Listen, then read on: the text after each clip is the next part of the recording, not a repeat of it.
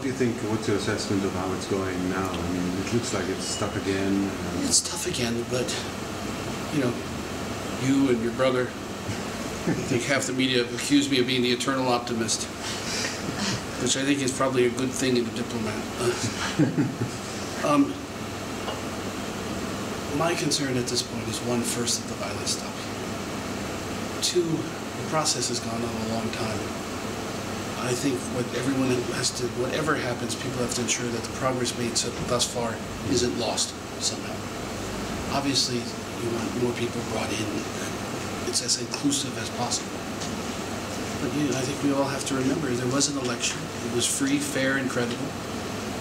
A government stepped down, a new government came in, and the Constituent Assembly is doing their job and going through. And at some point, it has to happen. That's not to say that we don't want everybody's concerns to be addressed, but how to best do that, I want to be very, very clear. That has to be a Nepali solution, and that has to be worked out among yourselves.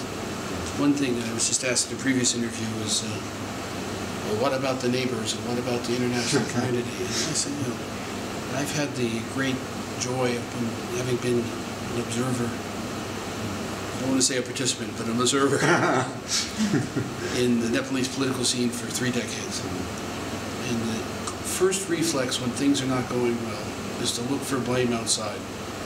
I've even been the victim of that sometimes.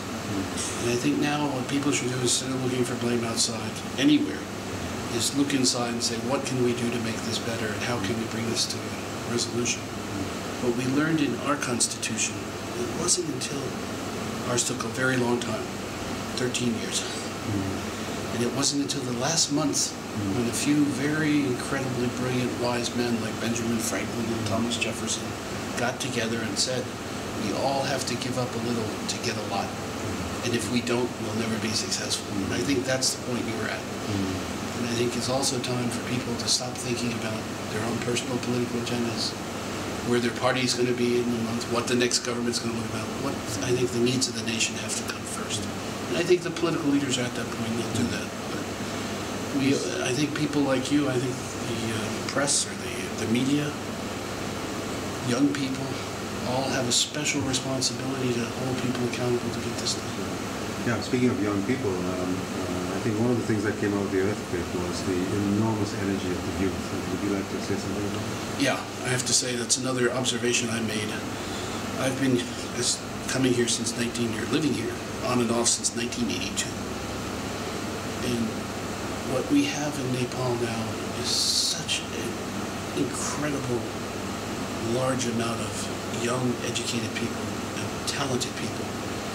And it manifests itself in many ways. I sponsor an embassy youth group. We have 50 of Nepal's best and brightest. Every year we switch out. They're entrepreneurial, they're politically engaged. But the most important thing I saw after the earthquake was how the youth responded, not just to personal or human needs, feeding or taking care of the injured, but taking care of what I call the soul of the nation, protecting the temples, protecting the rubble, making sure no one walked off with relics. I think this energy, this new spark in Nepali youth is actually going to be a political force for the future, and a positive one, because they're going to expect a lot, and they have the energy to get it done. Is there a role for Nepalis who have gone and studied in the US to come back and do this? Because most of them tend to want to stay on. How can we lure them back? I disagree. I think one of the things that I like about Nepal is all Nepalis want to come home. They may even live overseas. And I see this with people my age who've been with international organizations for 30 years. Where do they retire? They come home. Quite a few of those. Quite a few do.